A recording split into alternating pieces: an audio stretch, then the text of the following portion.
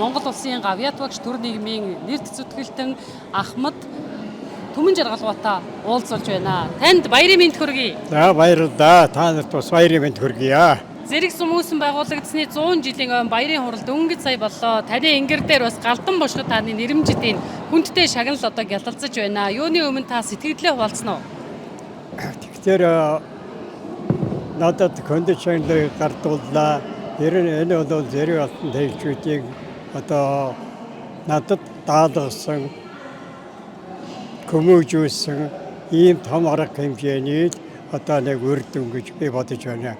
Би 1946 онд энэ зэрэг сумын бага сургуулийг төгссөн Ахмад сурагчид. Зэрэг сумын бага сургуулийг төгсөхөд багш нар маань аавд загсан байлаа. Та хүүхдээ завсардуулж болохгүй шүү. Тэр үед хүүхдээ их завсардаг. Та аймагт 10 жилийн сургууль байгаад байна. Зэрэг хүүхдээ хөргөж өгөө гэсэн. Тэр ясаар аав маань надад хөргөж өгсөн. Аймгийн төв ороход замдаа мороор 1 хоног орж байл. Тэр үед одоо техник гэдэг юм байхгүй, засмал зам гэдэг юм байхгүй, тийм л үе байсан. Тэгээд шантардгүй явсаар одоо надыг 7 дугаар анги согсоход багшуулгаж гаргая гэж сургуулийн захиргаа надад даалгасан. Би багш болохгүй 8-нд нэмэгдсэн. Тэр ясаар 10 жилийн төгсөөд Монгол Улсын их сургуулийн товч гэнэ төгсөөд эргээд ховдын 10 жил ажилласан. Ховдын 10 жил ажиллаж байхад надыг ховдын сургууль өмжлөх ухааны кабинетийн мэргэжилтэй. Аймгийн намын хорооны намын байгууллагын хэлтсийн эрхлэгч ийм ажлуудыг даалгаж хийлгэсэн. Би аймгийнхаа боловсролын эзэмшлийн хувьд энэ аймагт одоо ажилласан. Тэгээд бас сургуульд явах хүсэлтэй байсан. Зөвхөн толгойд тусан коммунист намын төвөрөөнө дэрэгдэх 2 жилийн сургуульд аймгийн намын хороо санал тавьж намын төв хороо баталж надыг явуулсан. Ингээд Москва хотод 2 жил суралцлаа. Энэ суралцахад маань энэ зэрэг сумын одоо нутгийн хайр халамж гэж би нутгийн зөн одны хайр халамж гэж байнга хүндэтгэж явдаг. Эргээд намын төв хороонд ажиллахад манд ховд баялагийг хариуцсан. Зохион байгуулагчийн группийн халагчаар надыг төмөлсөн. Би эргээд ховдод ажилласан. Ажил байдлыг бол намын төв хороонд илтгэдэг. Ажилдаа бол үнэхээр сурыг битээ гэж зүтгэсэн. Гэтэл миний зүтгэлийг үнэлвөө намын төв хорооноо улс төрийн төвчөө надыг Ховд аймгийн намын хорооно 1-р даргаар таажил. Би одоо амжихгүй байхаа гэж та бол одоо Ховд аймагт олон жил ажилласан. Айдлаа мэднэ. Энэ ажлыг одоо нэр төртөг хийх хэрэгтэй гэсэн. Ингээд Ховд аймгийн намын хорооно 1-р дараа гэдэг хүндэт ажлыг надад хариуцуулсан. Энэ бол үнэхээр 1-р хүн байсан. Яагаад вэ? Нам төвтэй улс төрийн систем үйлчилж байсан. Ийм үед 1-р дарга бол аймгийн бүх асуудлыг хариуцдаг. Аймгийн ажлыг намын төв хороо засгийн газрын өмнө хариуцдаг. Ийм чухал алуун тушаал байсан. Тэгээд энэ алуун тушаалыг нутгийн зэн олон ялангуяа одоо энэ тэлчүүдийн Ахмадууд надад одоо сургасан.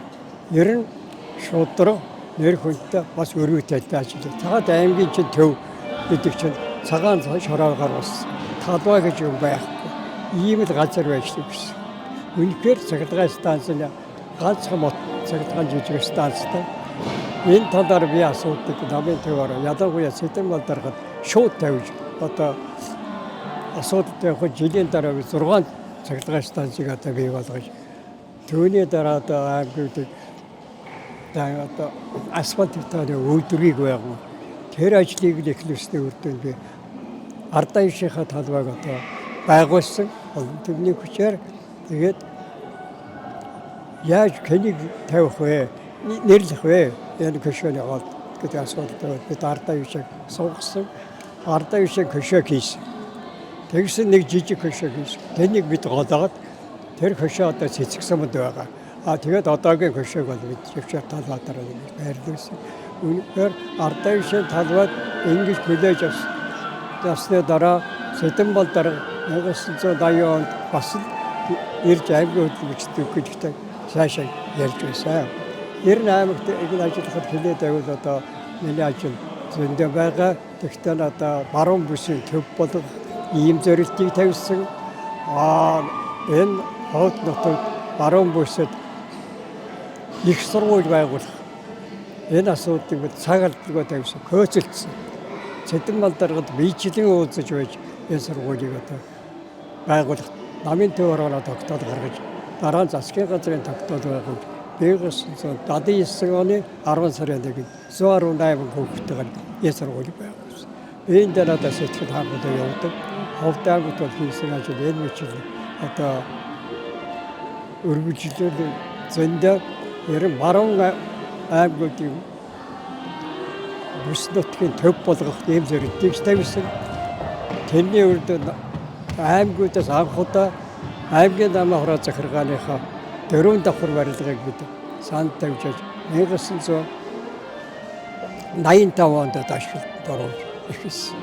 За энэ бүхэн бол ерөн Ховд аймгийг баруун бүс нутгийн төв болгох үндсэс өргөж тавьсан. За ялангуяа манай барилгачид энэ үед заны нэмдэг гэдэг хүнийг барилга огсролтын холдорын дараагаар тавьсан. Энэ хүн хондлоор байсныг барилгын крест болгоод кресттэй өргөтгөөд барилгачдын одоо бригад байгуулад энэ нэгдсэн бригад нэг бригадыг бүхэн бүтнээр хариуцсан барьдаг ийм одоо систем шийдсэн. 1975 онд анхны 5 давхар 52 айлыг оруулсаас ашиглалтанд орсноос хойш барилга болоод манай барилгачдын гол одоо ажил болж чадсан. Замч гэсэн хөгжсөн. Бид 1000 хүртэлх заасан бол байсан. Тэгээд дараа нь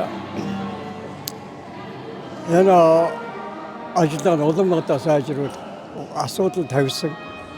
Тэгээд 1987 онд намын төвхрөө сайд нарын зөвлөлийг өргөцсөн зөвлөгөөн дээр Ховд аймгийн барилга байгууламжийн ажлыг амжилтын илтгэсэн бэлтгэл тавьжсэн. Ингээд ажил одоо манай барилгачид бэлэг байна, хийхэд бэлэг байна гэсэн. Тэгээд дараа нь улсын төлөвлөгөөний хөлбөө танах одоо барилга үнэхээр одоо амжилттай байсан. Тэгвэл ажилдаг манай барилгач. Манай барилгачид дунд говьалтай тосон цэнгэл одоо барилга барьж ирсэн. Тэгээд бид ажилтаа болоход Улаанбаатар зарим баригад хүртэл барьсан. Энэ товчуудын бүтээгч хөтөлбөрийг анхаарлаа тавьдаг юм. Увс аймагт засмал зам бас барьж өгсөн. Энэ үед энэ бүхэн бол бид баруун бүс нутгийг энэ төв болгох зорилттой эхлүүлсэн гэж миний хувьд бодож байна. Тэгээд энэ ажлын хийсэн ажлын өрнөтөд үнэлж өнөөдрийн зэрэг алтан дээдийн байгуулсны 100 жилийн өг тохиолдуулан надыг одоо аймгийн хамгийн дээд шагнал Галдан бошх тааны нэрэмжит одоогаар шагнал шууд би төвлийг баяртай. Ховд аймагт миний нэр хүнд бол бас өндөр төрөгчтэй нэг зүйл бол аймгийн хүндэт иргэн гэдэг хүндэт цолыг өөний урд 5 жилийн өмнө надад олгосон. Энэ бүхэн бол аймаг хийсэн ажлын одоо өрдөн гэж би ойлгож ямар хүндэтгэж хамтдаа хүндэтгэж явуулахыг өрдөн. За энэ ажлыг хийхэд би ганцаар биш Ховд аймагт хамт ажилласан Ахмад зүтгэгчнүүд хүмүүстэй би баярлаж явдаг. Зэрэг алтан тэл нутгаар овоглохын хамгийн бахархал юу вэ? Өнөөдөр бас зэрэг сум хөөсөн байгуулагдсны түүхт 100 жилийн ой болж шүү дээ. Ахмадууд ер нь их олон ирсэн байна. Тийм ээ. Энэ сум бол ерөн хөдөлмөрч ажилласан юм шүү. Намын төв хороонд ажиллаж байгаа тэр үед 1973 онд энэ сумын хөдөлмөр бүтээлийг үнэлж алтан гацаад гаршаагдсан. Ийм шагнагдсан байгаа юм. Одоо Монгол улсын тэргүүний сумын нэг болоод ингэж байгаа явдад энэ Ахмадуудын оруулсан хийсэн үйл явдал ажиллаа гэж зүтгэл бүтээл гэж би ямагт хүндэтгэж явдаг юм аа. Олон ахмадууд ирсэн баг. Сайхан дурсамж яриад хэлвэл та. 그러다 ахмадууд тэн дурсамжгүй дээрээс марагдахгүй хэлдэ. Надыг хүмүүжүүлсэн ийм одоо хүмүүсүүдийн нэг бол манай Говагийн Зулцган гэдэг эмээ одоо 100 гаруй настай байсан. Надад одоо ажил төрдөө сайн ки. Амтэн хүнтэй тайваа. Чиний ажил чи бүчих. Өөдөс чи сайн бод тавилан байна. Чи шантарч бодохгүй шүү. Надад бас нэг ярьж байсан аркан бариад ингэж үг яриад хэлж байсан. Би их баярлсан. Тэр бүх надад сайн. Ерөн зэрэг сумын ажлын үнэлсэн үйлдэлүүд бол олон байдаг л дээ. Одоо нэртээ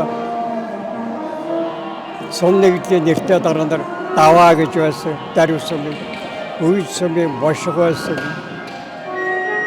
Тэгээ модон сумын бошиг, үед сумын мушаар гэсэн одоо тэргүүний хүмүүс зэрэг сумын ажил үйлсийг энд болсон зөвлөгөн дээр үнэлж хэлдэг байсан. Ямар зөвлөгөө гэхэд аймгийн намаа хороо захиргаа жилд нэг удаа өвлийн бэлтгэлийг ханх асуудаар зөвлөдөг байсан. Тэр үе зэргийн одоо хөдөлмөрчтэй ажлыг тэр дарга нар үзээд үнэхээр бахархаж байсан. Би энийг одоо бас дурсаж явдаг. Ингээд би Ховд аймагт ажилласан зэрэг суманд төрсөн, өссөн энэ бүх явдлуудаа дүгнээд одоо бас нэг бүтээл ном гаргасан.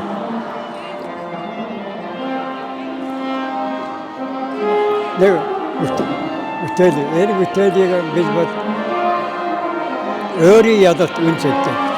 Ийм учраас ахмадууд над сургаж байсан, биеэрээ бодсон, ер нь хүн бүхэн өөрийгөө ядан дийлж байж амжилтанд хүрдэг юм шүү гэдгийг бас залуу үеэд хүмүүст захиж хэлмээр байна. За баярлалаа танд уртудаа наслахыг хүсье, сайн сайхныг хүсье. Сайхан баярлалаа та. Баярлалаа. За бас нэг зүйлийг нэмж хэлье. Аймгийн иргэдийн хурдаас Ховд аймаг байгуулагчдын 100 жилийн галдан босч хотыг байгуулсны 340 жилийн өмнө тэмдэглэн өнгөрөх тухай ийм одоо шийдвэр гарсан байлээ. Дуусаа.